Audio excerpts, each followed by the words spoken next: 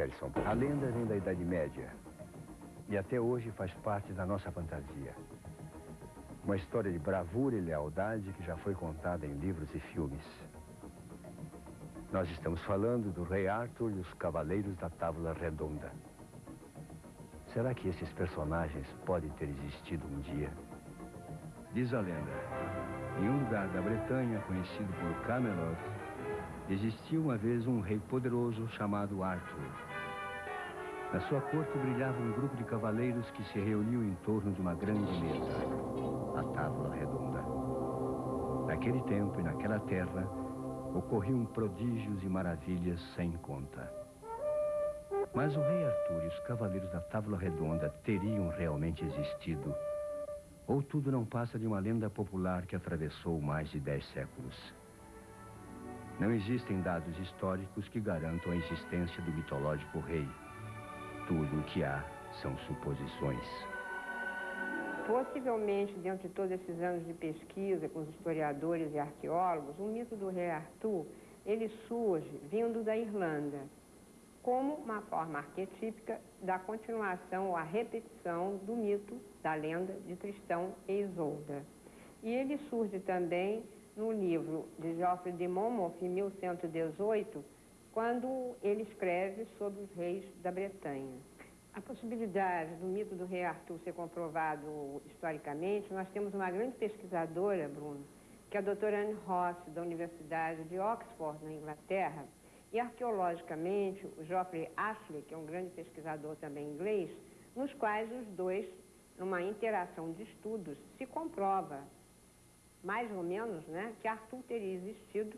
Ele teria nascido mais ou menos em 475 e morrido em 538.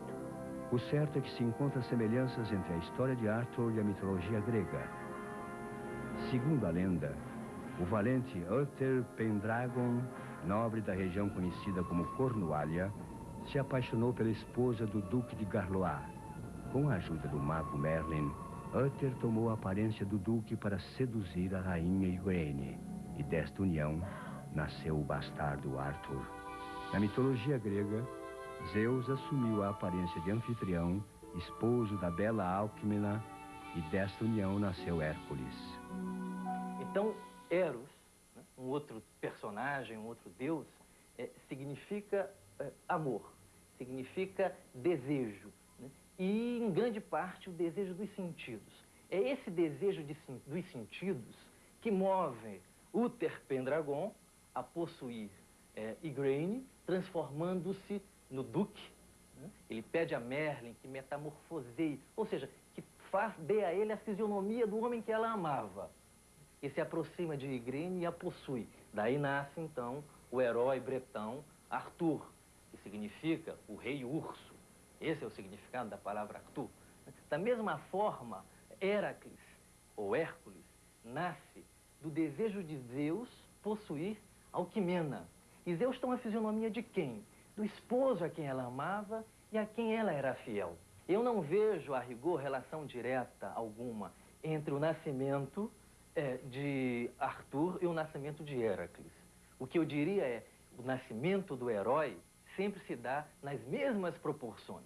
É sempre um fato extraordinário, fascinante. É fato que nem Zeus, nem Uther seriam desejados na mesma proporção que desejavam as mulheres e a que amavam. Por isso eles assumem a fisionomia. Eles são metamorfoseados pelo amor. Isso para mim é metáfora também. Eu digo, todo homem movido por amor é capaz de se transformar. Nenhuma alma é perdida quando é tocada por amor. A Inglaterra se encontrava perdida em batalhas por não haver unidade entre os reinos. Aí nasce o mito da espada Excalibur, que pode ser considerado o início da lenda artúrica. Segundo a profecia, aquele que conseguisse retirar a espada da pedra seria, por direito, o rei de toda a Inglaterra. Arthur, um simples escudeiro, retirou Excalibur encravada na pedra, provando ser, por direito divino, o rei da Inglaterra. Arthur teria instalado sua corte em Camelot. Os cavaleiros do rei se reuniam em torno de uma mesa redonda desenhada pelo mago Merlin, para que todos pudessem se posicionar democraticamente. A tábua redonda simbolizava coletividade, coesão e irmandade militar. Então, o que há de místico ou religioso nos feitos do rei Arthur?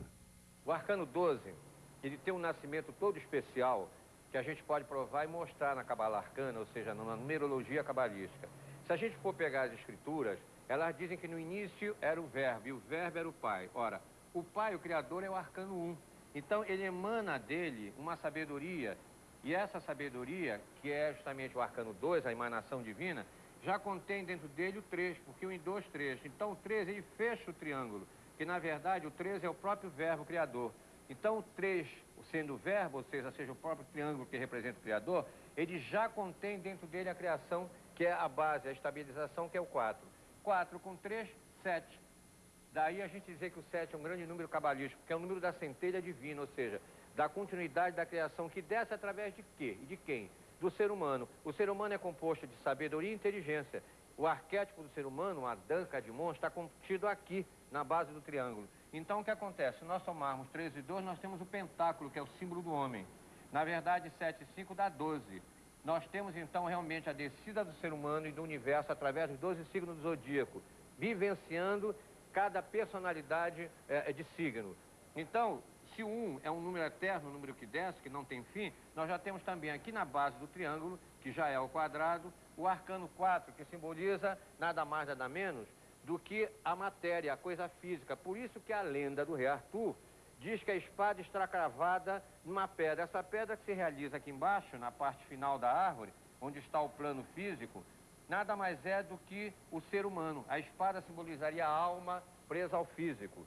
Então, no caso, a única coisa que consegue arrancar essa espada da matéria é o conhecimento. O rei Arthur representa o conhecimento. E nós já temos aqui 4, 3, 7, 7, 4, 11, que é o número do conhecimento, que é o Graal, entre os celtas, e o Da'at, dentro da Kabbalah. Na verdade, o verdadeiro nome do Graal em celta é Graat. A semelhança é muito grande. Ficou um conhecimento Arthur, ou Arturos, que é nada mais também do que o grande sacerdote de Thor. Ele consegue, ajudado por Merlin, porque Merlin significa o mestre da terra, o mestre de lã, que é o símbolo da terra. Ele consegue deslocar essa espada e torna-se rei, casa-se com Guinevere, que no caso seria o lado feminino. O caso da própria terra seria o casamento do sol central com a terra para gerar a vida. E os cavaleiros da tábua redonda, a tábua seria a base da vida, a base do triângulo, estão simbolizados pelo arcano 12, porque justamente o arcano 12 demonstra todo esse processo cíclico da vida. Então, todo aquele que vivencia muito bem feito os 12 signos, ele não reencarna mais no corpo físico. Por isso que todo grande avatar, ele é o 13º e ele tem sempre 12 discípulos. No caso de Jesus, de Buda, porque o 13º é aquele que não reencarna mais. Os cavaleiros do rei Arthur também tiveram sua importância.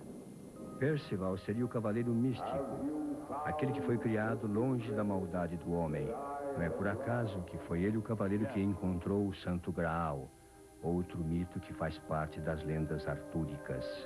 Mas o Graal é simplesmente um símbolo ou ele existe realmente? E qual seria o seu significado? O Santo Graal, conforme esta lenda, se esconde no interior de uma floresta. E não somente no interior de uma floresta, mas no cofre, no interior de um grande castelo. E esse Santo Graal só pode ser atingido, só pode ser procurado, só pode ser visitado por um homem santo, luminoso, iluminado. E conforme a interpretação, esse Santo Graal simboliza o próprio cálice de Jesus. E o Graal é a eterna busca do ser humano, do divino, do pleno, porque o homem é uma eterna saudade que só Deus pode plenificar. O homem é como que esse cálice vazio que só Deus pode plenificar. E quando realmente, por incrível que pareça, paradoxalmente, O vazio é a plataforma da plenitude. Até a morte de Arthur está envolta em mistério. Arthur teria sido ferido na batalha de Camlan, tendo sido traído pelo próprio filho Mordred. Em uma das versões, os dois teriam morrido na batalha. Em outra, Arthur teria sido levado para a ilha de Avalon, onde teria sido curado pela fada Morgana e voltaria a reinar anos mais tarde. O mistério sempre esteve presente, e a imaginação coletiva faz parte do repertório folclórico e cultural de todos os povos.